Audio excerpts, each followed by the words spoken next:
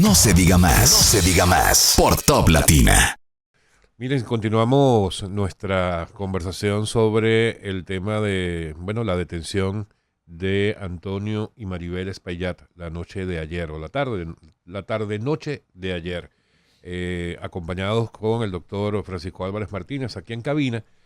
Y también hemos invitado, quien ya se encuentra por Zoom y a quien agradecemos siempre su disposición, al doctor Carlos Salcedo. Doctor Salcedo, muy buenos días, bienvenido. Buenos días. Gracias por estar con nosotros, como siempre. No tenemos retorno en cabina, si me ayudan, por favor, para poder escuchar al doctor Salcedo. Doctor, usted nos escucha, yo creo que usted nos escucha a nosotros a usted creo que todavía no. Ahora sí. Ahora sí. Perfecto. ¿Cómo está usted, doctor? Muchas gracias por atendernos. atender. Francisco Álvarez Martínez, mi querido amigo, hermano. Igual para usted, don Carlos, un placer verlo. Bueno, doctor, nada, usted está en una posición muy específica porque efectivamente usted está del lado de, acláranos usted, representando a cuántas familias de las víctimas. En todo caso, es parte demandante. No el caso de Francisco, que está ayudándonos a entender desde afuera toda esta situación. Usted como demandante, ¿cómo vio todo el procedimiento de ayer, la detención de los hermanos Espaillat y bueno, y lo que viene a partir de ahora? Bueno, miren, yo quisiera primero aclarar que sí represento una familia que perdió 3 de sus hijos, o 3 hijos, los únicos 3 que tenía. Y puedo tener otros familiares que también nos han contactado durante un tiempo representándolos. Y lógicamente tengo intereses muy particulares en representación de mis clientes. Ahora bien, cada una de mis opiniones en relación con el caso también parten de una visión institucional imparcial también que me ha caracterizado en la vida profesional. Este es un caso relevante para el país por lo que ha significado en todos los términos, para las autoridades, para los propietarios, para las víctimas, para los deudos de las personas fallecidas, y lógicamente debe ser tratado con mucho cuidado. Lo que pasó ayer, nosotros lo habíamos advertido cuando desde el inicio se había pedido la cabeza de la familia, que en este caso está arrestada, parte de la familia. Y yo decía desde el inicio incluso que me habían contactado algunos familiares de víctimas y de deudos. Yo decía, aún sin aceptar los casos, que no nos apresuráramos, que no pidiéramos al Ministerio Público que acudiera al populismo penal para responder a las ansias de la población, espontáneas, muchas veces legítimas, pero desmedidas, porque la justicia tiene que ser sosegada, tiene que ser moderada y el Ministerio Público tiene que tener el tiempo suficiente para poder surtir el proceso de investigación con las evidencias necesarias para tener un caso fuerte y que además pueda descartar hipótesis alternativas. Y este informe que dijimos desde el inicio que iba a ser necesario, una pericia para poder determinar las causas técnicas de ese desplome de la discoteca Jet Set del techo, era necesario, un punto fundamental para poder tener elementos objetivos, imparciales y técnicos que pudieran indicarle a todas las víctimas, al país y a la justicia dominicana, cuál había sido el error, la negligencia, si era grave, no grave, si hubo advertencias previas, ya incluso algunas pruebas han adelantado que existen en el proceso. Y este es el momento adecuado, incluso lo dije a la prensa ayer, antes de incluso de la medida de coerción haberse sabido, de que este era el momento de tomar acciones, de interrogatorios incluso y posibles arrestos de los propietarios. Y así ocurrió. La justicia no puede ser apresurada, desmedidamente apresurada, porque no es eso la justicia. La justicia tiene que estar cargada de eficiencia, evidentemente, pero sin perder tampoco el otro ámbito necesario que son los elementos de garantía del proceso, pero al mismo tiempo de legitimidad que lo da ese sosiego, esa tranquilidad, ese análisis ponderado por parte del Ministerio Público. Doctor, una de las cosas que comentábamos con Franchi aquí es la habilidad o la disponibilidad que tienen ahora las víctimas, quienes se hayan visto afectados, de adherirse a la acusación del Ministerio Público. ¿Qué usted lo consideraría? ¿Qué consideraría usted para adherirse o no a esa acusación? Miren, de hecho, revelé públicamente que algunos abogados que me han consultado durante el proceso, que tenían la idea de acudir por la vía civil para las demandas contra los propietarios y responsables de este colapso del JETSET, yo les advertía que había un peligro en el proceso si se iban solamente por el lado civil. Eso es ante los tribunales civiles, no ante la jurisdicción penal. ¿Y cuál era el peligro? Que mañana, hasta tanto no se haya conocido el proceso penal, los procesos civiles se vieran detenidos a la espera de la sentencia que se produzca en el plano penal, donde yo recomendaba que acudieran cada una de las víctimas para que de manera accesoria a la acción penal pudieran entonces hacer las solicitudes de resarcimientos y de compensación por los daños materiales, morales producidos como por efecto de esta enorme tragedia. Por lo tanto, el acudir a la vía penal accesoria, la acción civil accesoria a la acción penal y al mismo tiempo poder solicitar, pedir concurrentemente con el Ministerio Público la sanción penal, eso indica que una acusación no solamente del Ministerio Público, sino también de las víctimas, sectores civiles y querellantes, pueden hacer una acusación adherida o incluso alternativa en ocasión de que haya alguna diferencia en los criterios legales, en la calificación jurídica o en cualquier elemento de hecho que las víctimas entienden que el Ministerio Público tiene de manera diferente. Puede ser hasta alternativa, pero lo importante es que se tiene ante la acción del Ministerio Público la posibilidad de unirse a la acción penal, adherirse a ella, alternativamente o concurrentemente, y al mismo tiempo solicitar las sanciones civiles que sean necesarias para irrogarse en este caso. Doctor, usted conocía, bueno, un elemento, vamos a llamarle nuevo dentro de todo este proceso, es la aparición o declaración pública de uno de los empleados de JetSet, quien en su narrativa o como parte de su declaración incluye elementos que de ser ciertos o de ser comprobados podrían de alguna manera confirmar la comisión de los delitos que se le están imputando a la familia Espaillat.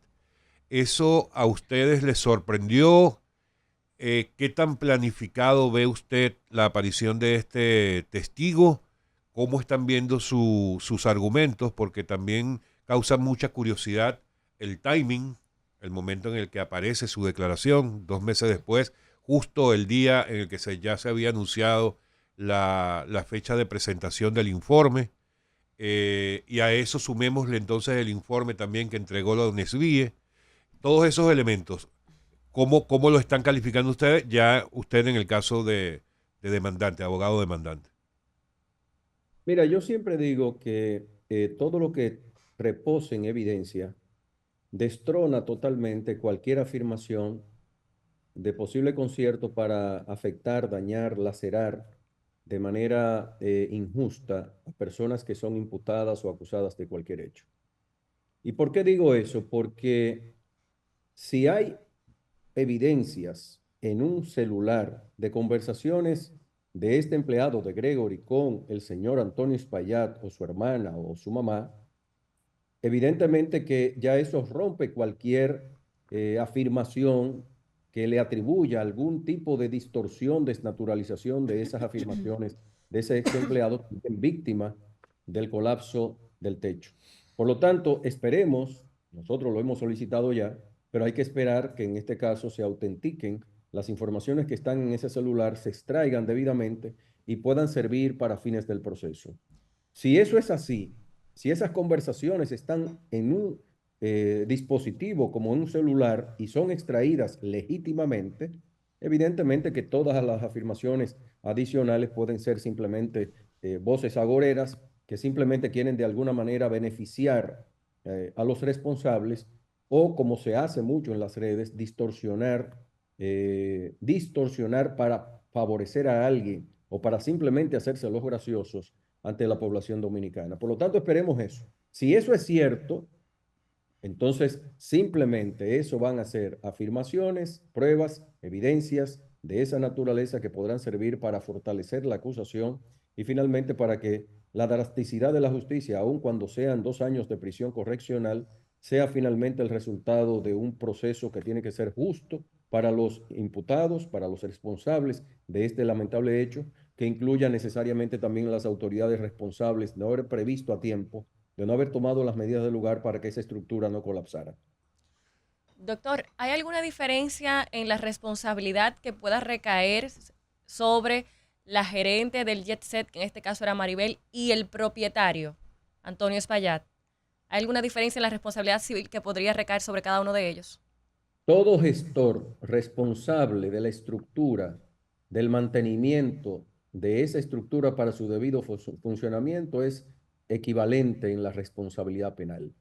Nadie, lógicamente, habrá el análisis individual. Habría que ver si la gerente era solamente gestora del negocio, es decir, de los ingresos, los egresos, todos los gastos generales y administrativos, toda la organización de los eventos, y para nada ella tenía que ver con la estructura y el mantenimiento. Y en el caso, No. sí, en el caso del Estado, ¿tiene alguna responsabilidad en este punto de la conversación? Mira, yo ¿O tengo qué que podemos decir al respecto?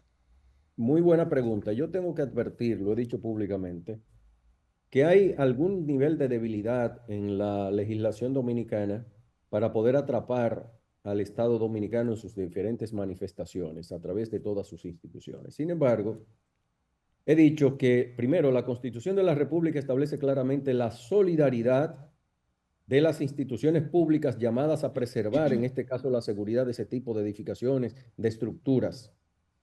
Y en este caso, Ministerio de Obras Públicas, Ministerio de la Vivienda, Ayuntamiento del Distrito Nacional, son responsables, corresponsables de cada una de las medidas que no tomaron oportunamente. Esa omisión dolosa por parte de los propietarios, ya comprobada a través de la pericia que finalmente el Ministerio Público tiene en sus manos y que prontamente el país podrá conocer su contenido, esa omisión dolosa por parte de los propietarios se extiende a cada uno de los funcionarios públicos que son solidariamente responsables con cada una de sus instituciones por lo que no hicieron y debieron haber hecho.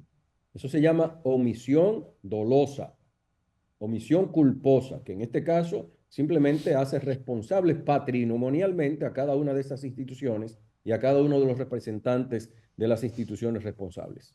Y en ese caso, doctor, sería la institución, o sea, los ministerios, el ayuntamiento o las personas que han estado al frente de esos ministerios o el ayuntamiento, y de ser así, ¿durante cuánto tiempo? ¿Quiénes estarían involucrados?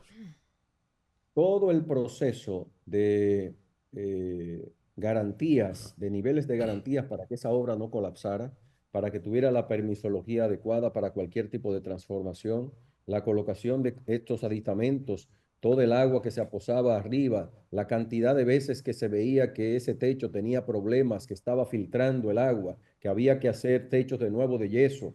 Todo eso eran advertencias para los propietarios, pero al mismo tiempo para todos los responsables en el orden público de las instituciones públicas del Estado de poder resguardar la seguridad al interior de una discoteca, de un centro de diversión en el que guarnecen una cantidad enorme de personas. Son responsables tanto la institución como los funcionarios que durante todo este tiempo, durante todos estos años, no hicieron lo que estaban mandados a hacer.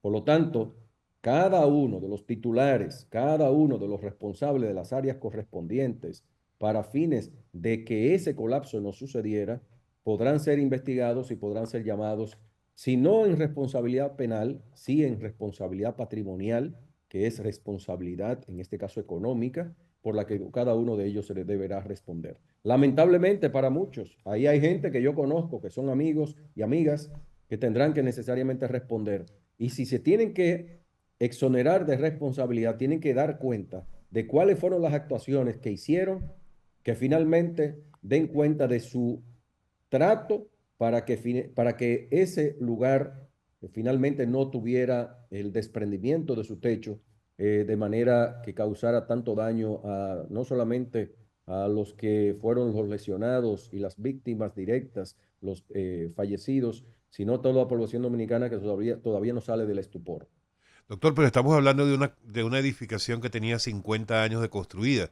Estamos hablando de que entonces todos los funcionarios que estuvieron bajo la responsabilidad de esas instituciones a lo largo de los 50 años, ¿les aplicaría eso mismo? Claro que sí. Lógicamente, Wow. hay un tema de prescripción de algunas acciones que hay que medir eso. Eso técnicamente ya los abogados de la defensa lo tendrán en cuenta y nosotros también los abogados de los demandantes o querellantes tenemos que tener muy claro que hay cuestiones de prescripción en el tiempo. Sin embargo, eso también tiene sus defensas por parte nuestra y la enfrentaremos oportunamente. Pero de que haya una preocupación, y tiene que haber una preocupación de cada uno de los funcionarios. Por eso yo digo siempre, y aquí me permito decir algo que no me gusta decirlo. Por eso yo me he ahorrado ser funcionario público, que muchas veces a uno se lo han ofrecido. No porque no sea responsable, sino porque yo sé las consecuencias que entraña el ejercicio de cualquier función pública para poder asumir cada uno de los riesgos que entraña el no cumplir el deber de cuidado, el deber de atención que debemos tener en cada uno de los estamentos que nos corresponden. Y en el ámbito de las obras públicas en general, el nivel de riesgo del ministro, de los viceministros, de los directores de áreas, que en este caso debieron actuar y no lo hicieron, evidentemente que una construcción de 50 años, cualquier construcción en la República Dominicana de 50 años, amerita una revisión estructural totalmente para ver si puede resistir los embates de los fenómenos atmosféricos, los embates del tiempo. Esa es una edificación cercana al mar. Esa es una edificación destinada a la diversión y a congregar una cantidad enorme de personas con los riesgos que eso entraña, no solamente para la empleomanía, sino para sus visitantes. Y por lo tanto, no nos debe sonrojar a ninguno que el nivel de responsabilidad que asume un funcionario público, no es solamente la adrenalina que le sube porque la gente lo aplaude. No, yo por eso he visto siempre la otra cuestión. ¿Dónde está el nivel de responsabilidad? Pero además, tiene que haber en la sociedad civil y fuera del funcionariado, tiene que haber gente que estemos vigilantes siempre del debido cumplimiento de las normas para que finalmente no ocurran este tipo de cosas. Bien, doctor, por último de mi parte, ¿ya han tenido acceso al informe técnico entregado por la comisión o aún no han podido tenerlo? Todavía no lo tengo. Conversé ayer con el magistrado Wilson Camacho y estimo que en el día de hoy ya tendremos acceso a él. Y eso será público, o sea, será un informe que... Claro, de mi parte yo tengo muchísima gente que me lo ha pedido y yo con muchísimo gusto lo comparto. Inclúyanos dentro de ese grupo de gente, doctor. Inclúyanos, doctor. Cuenten con eso, cuenten con Gracias. eso. Doctor, como siempre, muchas gracias por su disposición. Un abrazo y un abrazo a mi hijo ahí. Bueno, mi Cuídese, don Carlos. Hijo, Francisco. Gracias, doctor. Amigos, el doctor Carlos Salcedo con nosotros. No se diga más. No se diga más. Por Top Latina.